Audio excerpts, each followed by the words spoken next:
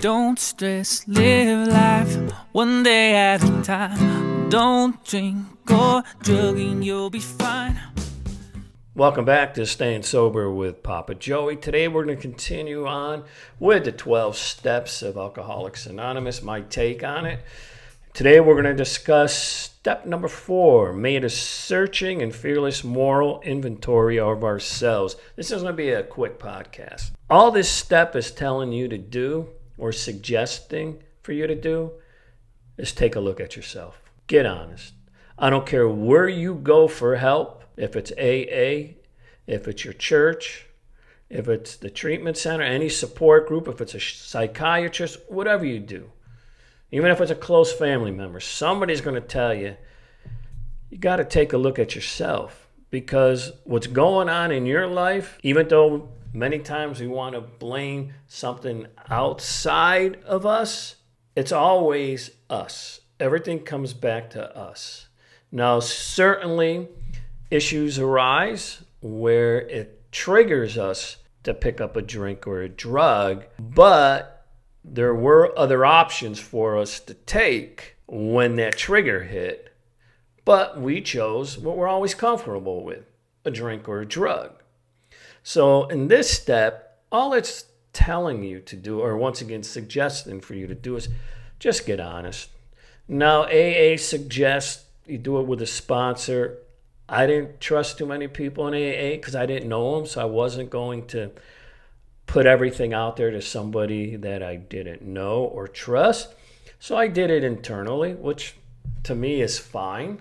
I mean, I really dug deep inside my soul to try to figure out what was going on. But to be honest with you, I did that way before walking into the rooms of Alcoholics Anonymous. And a lot of us do that, right?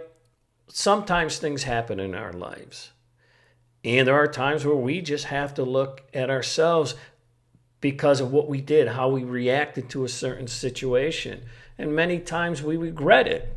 Right? How many times in your life did you have to go apologize to somebody? Forget about drinking or drugging at this moment, but just for doing something that was wrong, saying something that was wrong.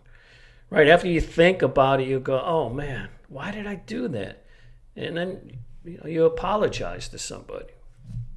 I mean, that's all this step is really asking you to do, is just take a look at yourself. Now, what I would say is don't beat yourself up. Now, when I did, self-evaluation at that time, and I continually do it throughout my life. I mean, it's something that we always do, but when it came to drinking, I wasn't into drugs, but when it came to drinking, I just got to the point where that's all I wanted to do was drink. There was nobody to blame for my drinking.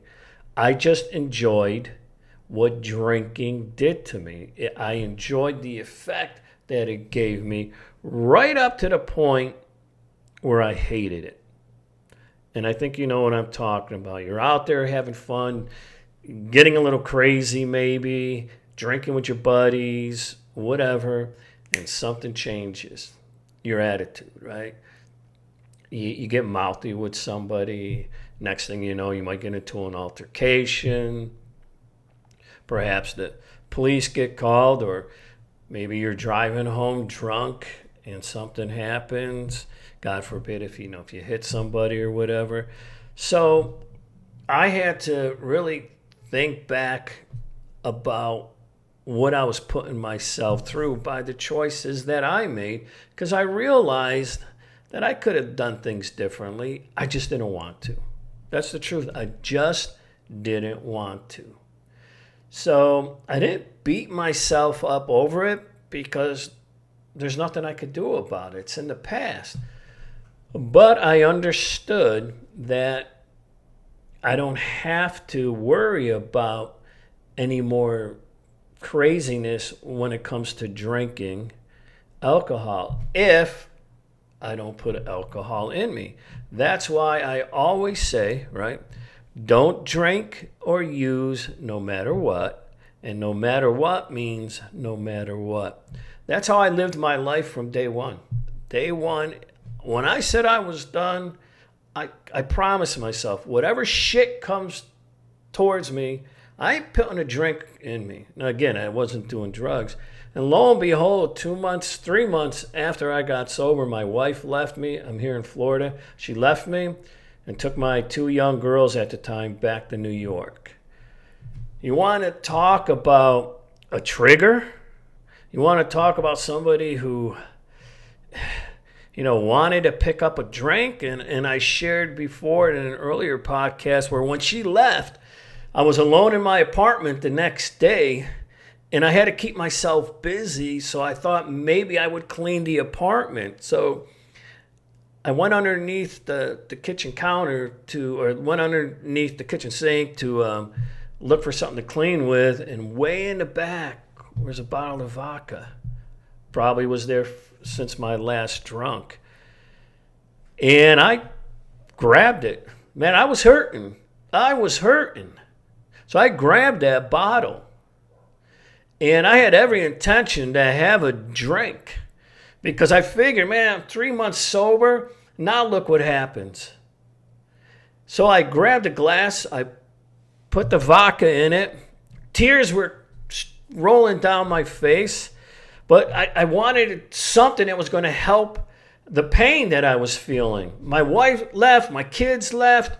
I'm in Florida alone. What's going on? I needed something to help that pain. But then I remembered the promise I made to myself, I wasn't going to drink again, no matter what. And you know what? That was a no matter what moment. So I took that glass of vodka, I poured it down the drain, grabbed the bottle, poured it down the drain. It was probably about 11 o'clock on a Saturday morning. And I just drove around for a little while. Then I went to a noon meeting at AA. And I grabbed a couple people. I sat them down because I could tell I was a little frustrated. And I told them what was going on, man. And for the most part, they said, you didn't pick up the drink. You brought your ass into a meeting. That shows that you really don't want to drink. Now, as I said before, as we do this moral inventory, we have to look at the choices that we made in our lives that brought us to that point, right? That we're actually having to do this pertaining to our drinking or our drugging. Now, at that moment for me, when I had that glass of vodka in front of me, I knew what would happen if I gave in. I would get the buzz going with the vodka. I wasn't really a vodka drinker, but immediately I would have went to the store and grabbed myself some beer, and that's it. And I don't know if I would have walked back into a room of AA or not.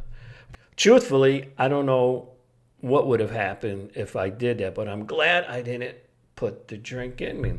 And over the years, I've done a lot of stupid stuff in sobriety, made some bad choices in sobriety, said some things to people I shouldn't have said in sobriety. I've taken some chances that I shouldn't have taken in sobriety, but I never picked up a drink since August 30th of 1992.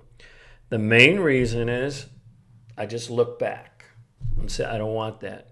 I don't want that chaos in my life. And basically, once you do this fourth step, or just say, once you really look at yourself and what your part was in everything, you begin to realize that you have a little bit of control into what happens with your life when it comes to, drinking or drugging. And that's why I'm going to go back to saying, you have a shot at getting through anything in your life, the good, the bad, and the ugly, and the hurtful, whatever, as long as you don't drink or use no matter what, and no matter what means no matter what. So remember, this step made a searching and fearless moral inventory of ourselves just means we get honest with ourselves. And part of that honesty has to be that we say we just can't do it anymore. Because most of us didn't come to a point in our lives where we said, hey, I'm done drinking or I'm done drugging if nothing really serious happened to us. One thing I want to say before I end the podcast is I'm not pushing AA on anybody. As I stated, it's got some good and it's got some bad, just like everything else out there. But the one thing that I'm thankful for when I went to AA was there was always somebody there that you can sit and talk to. Because most of the time, it's when we're at our lowest, all we really need is somebody to sit down and talk to. You know, I believe if you're at the point of your life and you pick up the phone to call somebody because you want to pick up a drink or a drug and you want them to talk you out of it, you already know deep inside your soul that you shouldn't do it. It may not be an easy choice for you. You may be struggling. I understand that struggle. But like everything else, once you give yourself a little time, whatever what's going on in your life, as long as you didn't pick up that drink or the drug, you're going to be able to work through it. And AA helped me, I have to admit. Well, not AA, some of the people there. There was just a handful of people that I got along with, that I met in AA, that I trusted, and those were the people I went and talked to and listened to. There were other people in the rooms. When they talked, that's fine, whatever they were saying to help themselves, but I really didn't want any part of them. They were, maybe, in my opinion, a little messed up, but I'm sure people looked at me when I shared and said, man, this guy's really messed up. So it works both ways, but I'm saying don't be one of these people who are afraid to walk into an AA room. You don't have to like everything they say. Just sit and listen. And there's always going to be something, I promise you, if you sat in at a meeting, you're going to walk away and go, I never thought of it that way. My saying, don't drink or use no matter what and no matter what, comes from my first day in an AA meeting. I was getting ready to leave, and I shared this, I think it was my first or second podcast, when a gentleman by the name of Jack came up to me, and he said, hey, remember, don't drink. Come to a meeting, and the rest is all conversation. I had no idea what that meant, but I left right away because I was in the room my first time. I just wanted to get out. But as I was driving home, I figured out what he meant by don't drink. Duh, that makes sense. And then go to a meeting or come back to a meeting. I said, well, that makes sense because that's all they were talking about. But the rest is all conversation. I didn't understand it until later on in the evening.